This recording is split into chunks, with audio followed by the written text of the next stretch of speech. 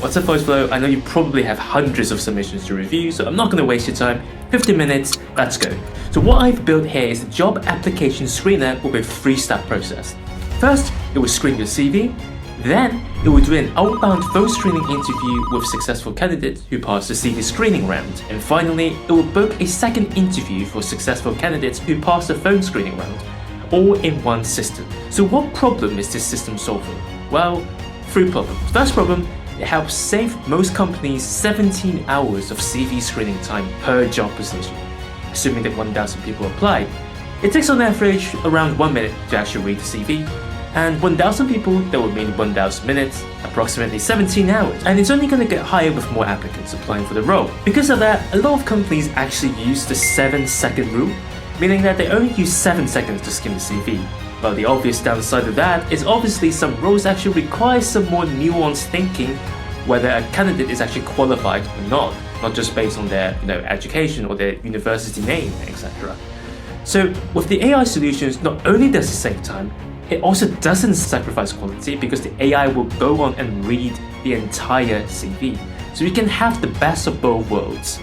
Second problem it solves is that follows straight from that, it also saves company 100 hours of phone screening interview time asking about admin questions like visa questions or background questions like motivation questions.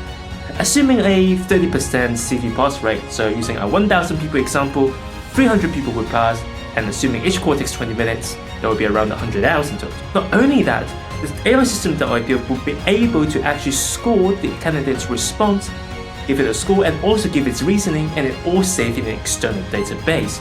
So not only does it actually save the actual phone screening time, it also saves all the times that have been used by interviewers to actually judge each candidate. It's almost like it's saving double the time. And the third problem it's solving is the user experience from the candidate's perspective. I know that from first-hand experience when you're applying for jobs, it's honestly horrendous to wait weeks and weeks just to wait for a response. With this system, you will know immediately if you have been successful to the next stage. So there will be no waiting times before an answer, and it also assures a smooth communication between the company and the candidate. So without further ado, let's head straight to the demo. So in this demo, I'm actually going to assume that a fictional company called ABC Limited is actually hiring for a role called Junior Machine Learning Engineer. And I've gone ahead actually, and I've created a job spec for the role. As you can see here, the essential skills, the technical skills, qualifications, etc. And for this role, we actually require the candidates to be based in the UK, and we cannot sponsor visa at the moment, which is quite common nowadays. And I've gone ahead and actually created a fake CV, and it's for a person called Tom Smith. Obviously, I'm not Tom Smith, but let's say I'm role-playing now to be Tom Smith applying for this role. And this is actually a CV that I created, but obviously it's not based on my experience, but it's close enough. So I'm actually going to go ahead and actually now apply for this role and see what happens. So I'm just going to type my name in here, my email, my phone number. Are you based in the UK? Yes. Do you need a sponsor? No, because I want to pass this. And I'm just going to go ahead and attach the CV for Tom Smith. Now, when I click this button, which I'm going to do now, I should get called by the AI agent. But one thing to bear in mind is that I only have a Twilio trial account, so it's going to have an automated message in the beginning saying, "Oh, it's a Twilio trial account, so if you want to remove this message, subscribe now," or something like that, right? So it's going to happen, but it's okay. I've also gone ahead and compiled an example answer because I actually want to pass the thing. So I don't want to mess up anything. So I just gone ahead and created how I would respond. I just got a call, as you can see, from the agent. So I'm just going to reply. You have a trial account. Yep, the trial account. You can use this message at any time by upgrading to a full account. Press any key to execute your code. Okay.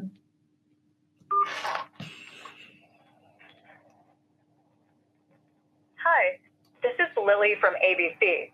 Just wondering, is this Tom Smith? Yeah, it is.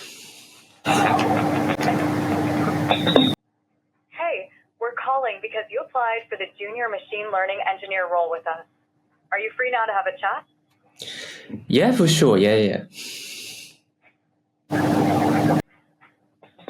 Cool. Just give me a minute to get your information. Okay, so from your application, I can see that you are based in the UK. Do you need any visa to work here in the UK? No, I don't.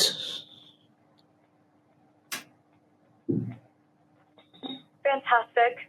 Okay, so from your CV, you studied data science at UCL. Can you tell me a little more about your experience and how it helps prepare you for a role in 1 minute?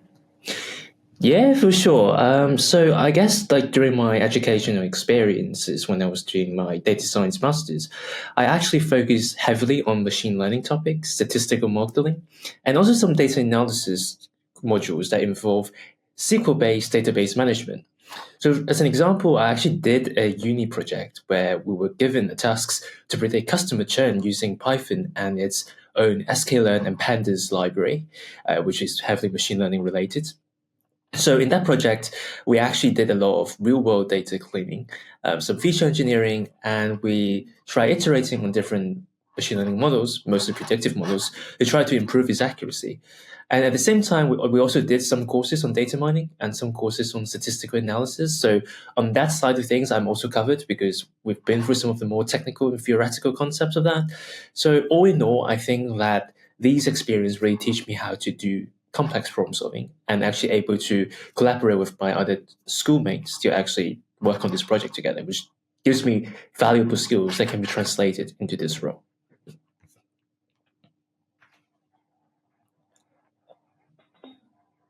Perfect, thank you. Just 1 minute. So moving on. From your CV, I can see that you worked at data analyst intern at DS Ltd for 1 year and 5 months. Can you tell me a little more about your experience and how it helps prepare you for a role? Yeah, for sure. So during my time as a data analyst intern, I actually did a lot of data analysis with Excel, used writing a lot of different Excel functions, VLOOKUP, etc. And I also spent a lot of time doing SQL.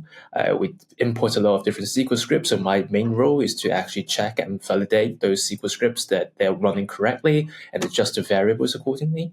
But those SQL scripts often involved a lot of different importing, a lot of different functions, nested functions, etc. So it actually teaches me a lot of valuable skills. Just looking at it, even not writing it, just running it actually teaches me how to properly write some SQL scripting that will work in real life.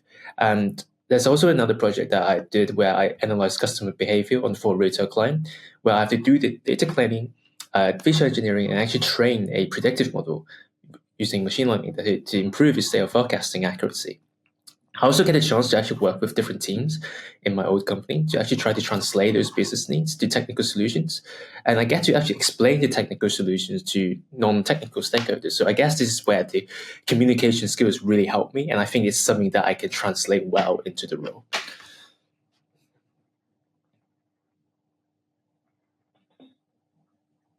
Perfect, thank you.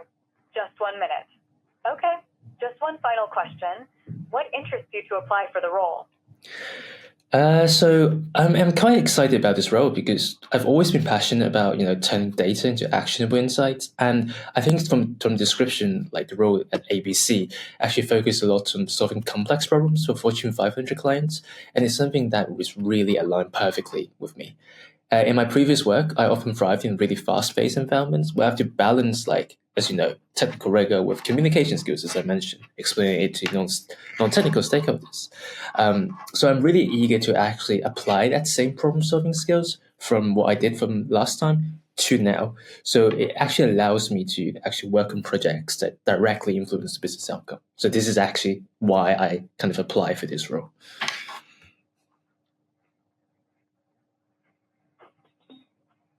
Perfect, thank you. Give me 1 minute. Well, thank you so much for your time today. Just wondering what date and time will you be free for a second interview? Would you be free tomorrow at 10 a.m.? 1 second.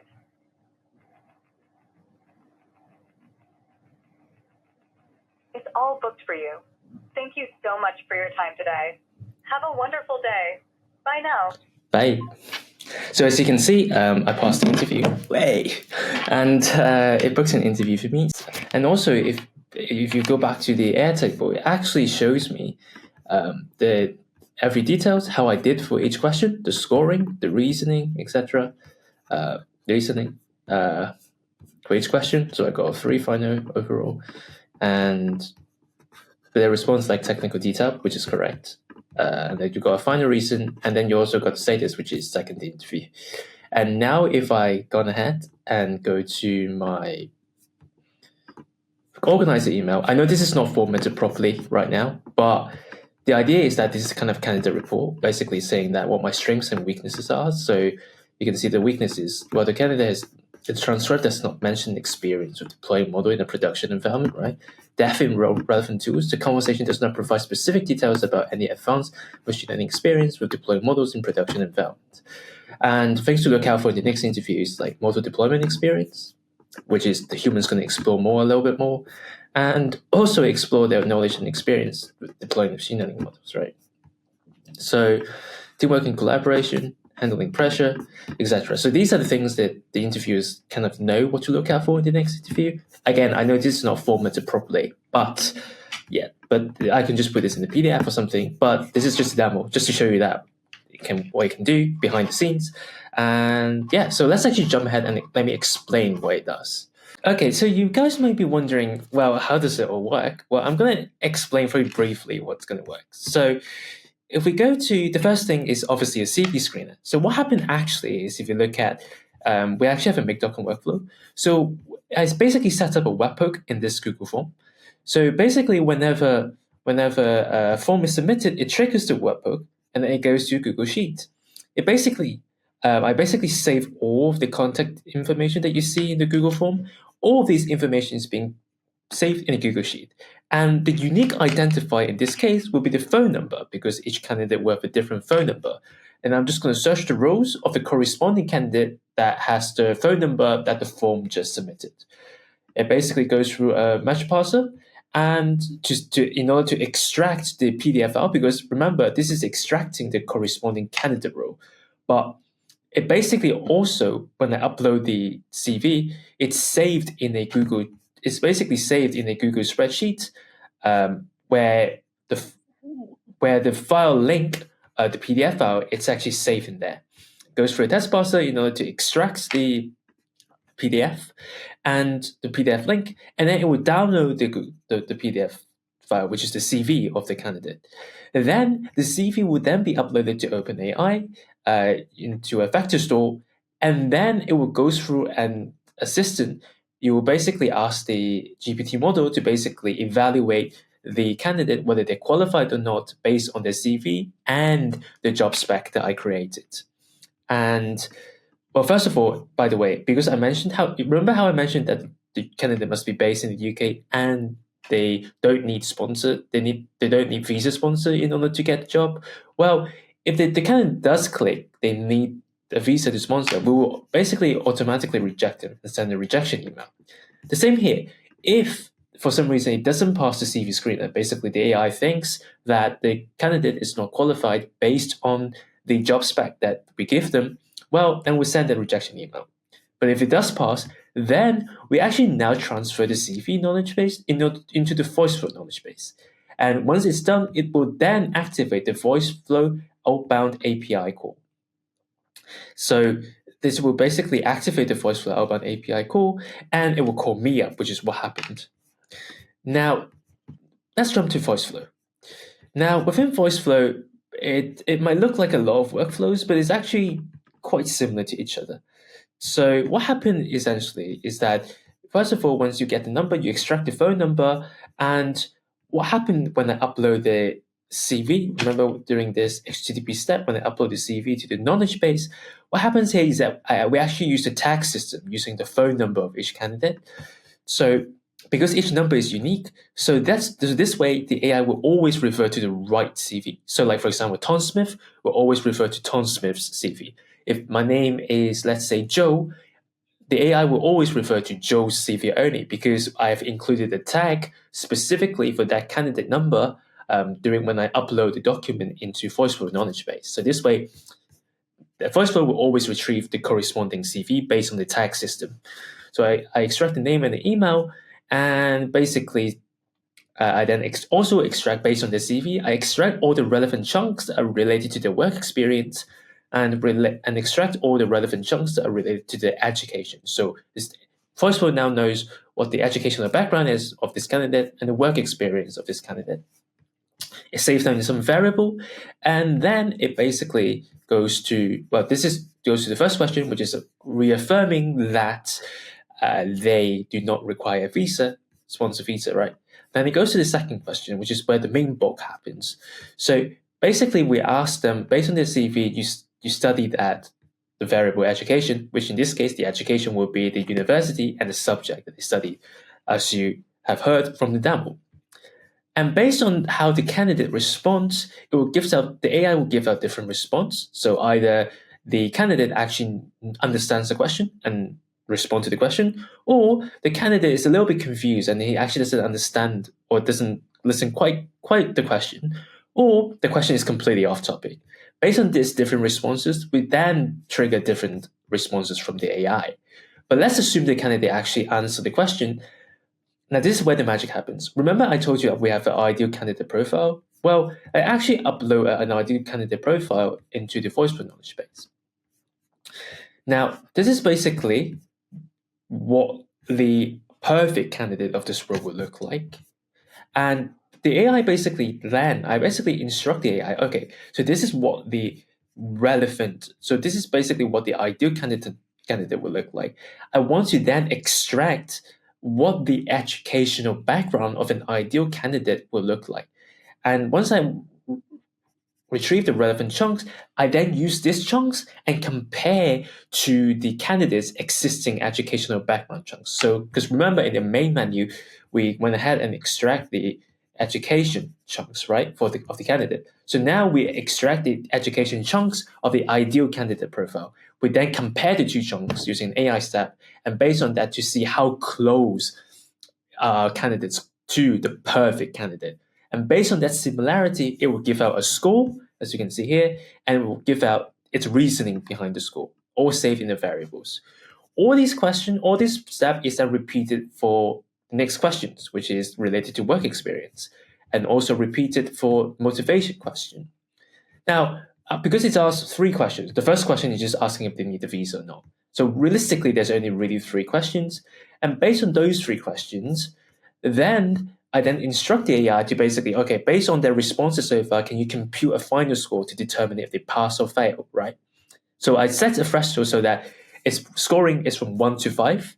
If they're less than 3, so 1 or 2, we will fail them and we'll just send a rejection email. However, if they score at least 3 in their final score, we then schedule an interview, which you actually see in the demo that we just did. And based on the candidate's response, we then send an API request to another make.com flow to actually schedule our interview. And all these data, by the way, are all saved into the Airtable. So basically, this is what you saw earlier. I deleted it now, but it's basically you have name, email, phone, the question to score, the reasoning behind the score, and so on and so forth, include the final score and the final reason and the status, which can either be second interview or rejected, as I showed you in the demo. Now, let me just show you quickly the scheduling interview workflow. So if I go back and successful interview.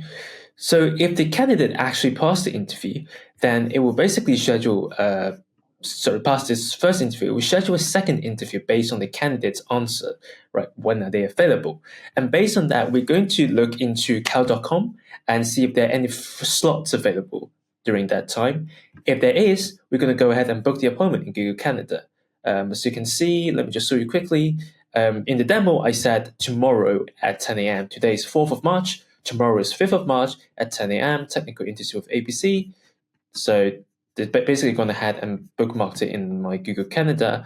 And so as you can see in the make.com, so it does book the appointment, send a confirmation email, and then send a webhook back, basically saying, hey, it's all done. However, if the basically candidate it's not available, or if the candidate's suggested slots are not available right now, so let's say we have an interview clash, then it basically, in this edge case, it will send back the next available slot to the candidate and basically tell the candidate, hey, actually, Nick, tomorrow doesn't work. How about Thursday instead? And if the candidate say yes, it would then go ahead and book the interview. As you can see here, if the candidate say yes, I'm actually running out of battery. But if the candidate say yes, it would then go ahead and do a second booking, as you can see here. But if the candidate say no, then it will just repeat the loop and suggest the next available slot, next available slot, next available slot until it passes. So finally, at the end of the Voiceflow build, you can actually see that once everything's booked, have a wonderful day, it does suppose another API request. The reason is because it actually go ahead and based on that conversational history, it creates the examiner report. Now, of course, as I showed you in the demo, it's not formatted properly right now, but this is just a demo, right? So this is just to show you what it can do. So it's going to suggest the strengths and weaknesses, and it's going to send this to an email. So hopefully that gives you kind of like a high level overview of the build that I have going on at the moment. So you kind of know roughly what's going on, but mostly it's just basically a bunch of making integrations to do actions while at the same time making use of the tag knowledge base to retrieve lots of knowledge base documents and compare the two in order to score the candidates. So hopefully this has been helpful to you to kind of Voiceflow. If you're listening to this, hopefully I've done a good job to explain. If I haven't, please check out the Notion document that's going to be attached in this Voiceflow file. So it gives you all the information you need on the explanations of what I've done, and you can play around it yourself if you want to. So yeah, this is all from me today. Thank you so much, and Voiceflow, I'll see you soon.